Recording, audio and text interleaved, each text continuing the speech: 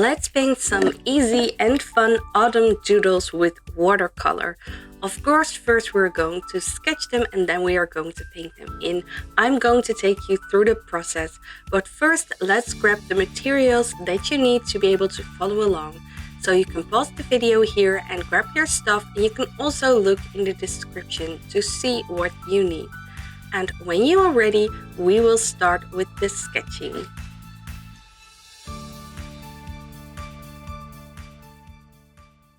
For the sketching, you use an HB pencil, and you can start drawing on watercolor paper right away, or you can use a sketchbook or some cheaper paper if you want to try it out first. So do whatever you prefer, but if you want to do the painting, then you need to draw it on your watercolor paper. Now we are doing some simple shapes, and maybe this is going a bit fast, but that is why I created an outline of what I am drawing here right now, and you can download that and use it as a reference, or you can even use it to trace it.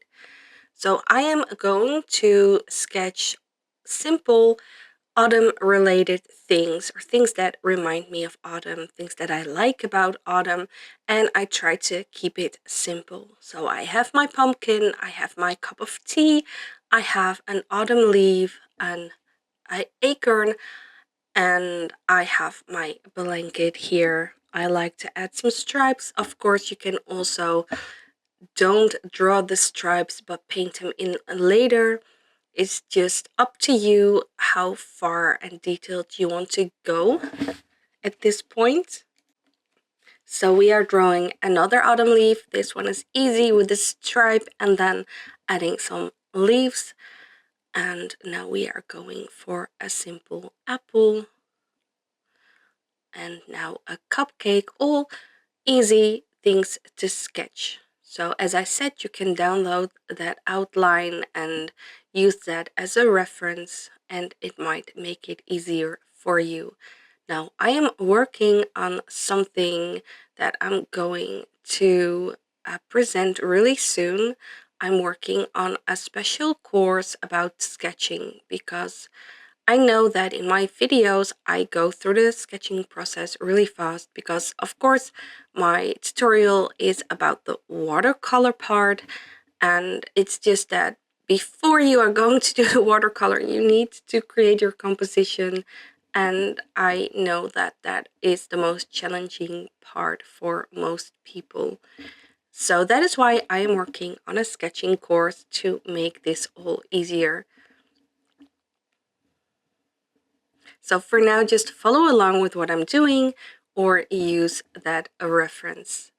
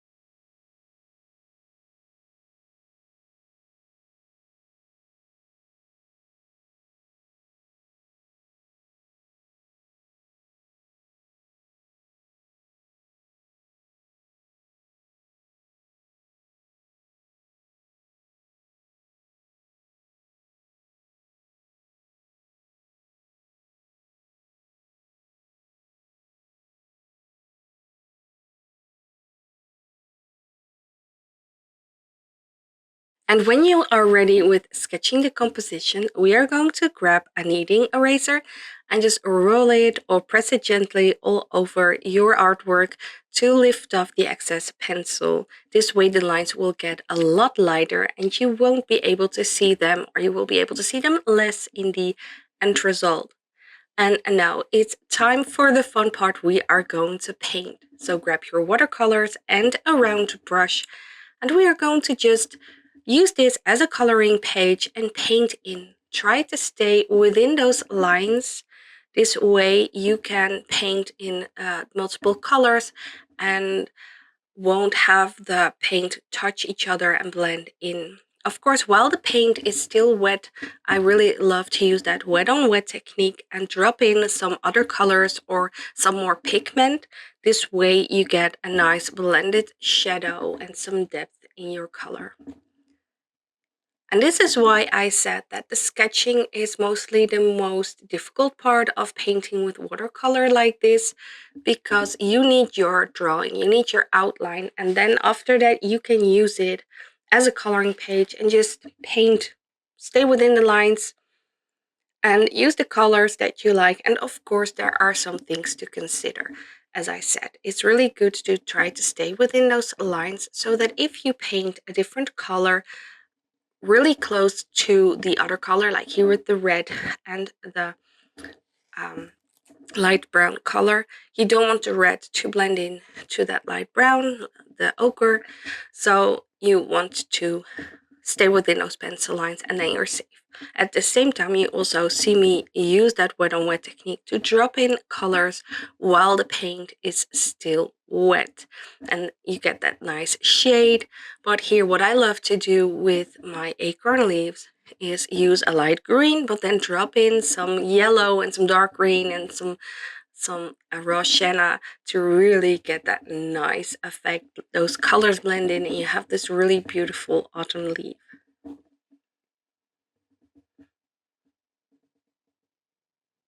And that's what I love about doing a doodle like this, with all kinds of different items. You get to use multiple colors. So this cupcake, I was trying this out. I wanted to have like a white cream on top, and of course, white is not a watercolor color. Uh, I think you have it, but it's more opaque, and actual watercolor is transparent. So I mostly use a very light turquoise color, and I use that as like a shadow, a shade. When I try to paint white, you can also use something like a light yellow. And the thing is that with this, the cupcake, I decided to go for more orange cream because it's autumn. So I still have that bluish shade, but I dropped some orange on top of it. And here with the pumpkin pie, I used a bit of ochre for that white cream on top.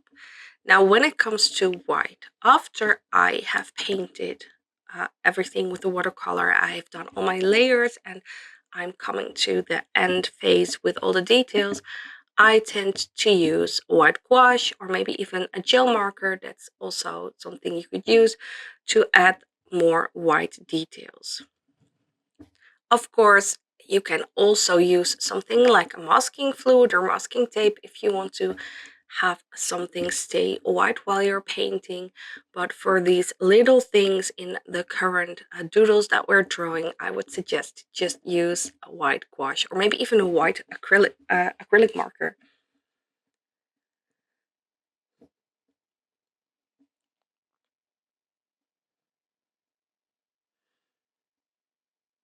So I just suggest that you keep on following along and have yourself a fun time enjoying picking your colors, and just try to, as I said, I'm just repeating myself.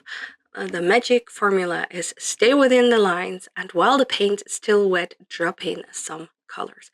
Keep in mind that, of course, we are going to paint extra details on top of everything, but this is the first layer, and for the really crisp details, we are going to wait until this layer has completely dried, so that when we paint another layer on top of it, the paint won't blend in together and you will have some solid lines, some really good details, and things won't get muddy, etc.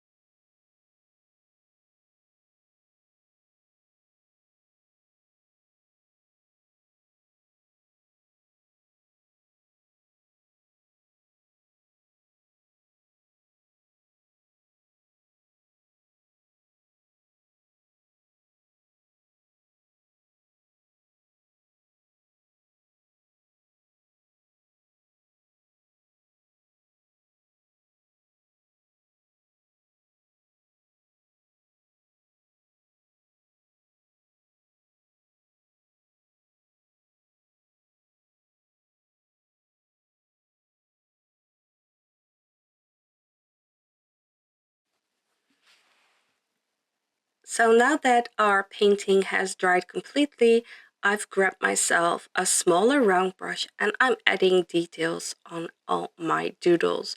Starting with the leaves, I like to use some darker green and the tip of my brush to add those stripes, those details on the leaves. And I just go through the entire composition and paint some details with this same green color. So I'm also doing the socks. I like to add some kind of texture so you can see those are knitted socks. So I'm doing lines in two directions and giving it a bit of a flow. I'm working on these socks. I'm grabbing some darker blue, some indigo blue, and adding some more details on the blue areas of the leaves, the socks. So I went straight onto that other leaf and out to the acorn with some burnt umber, some dark brown, and I'm just continuing my journey and looking for places that I can add details with this color. So on the top of the mushrooms, I'm painting around those white dots on top. And I'm even using it for some shading on the apple. And then with some water, I'm just like spreading it out a bit for some shading.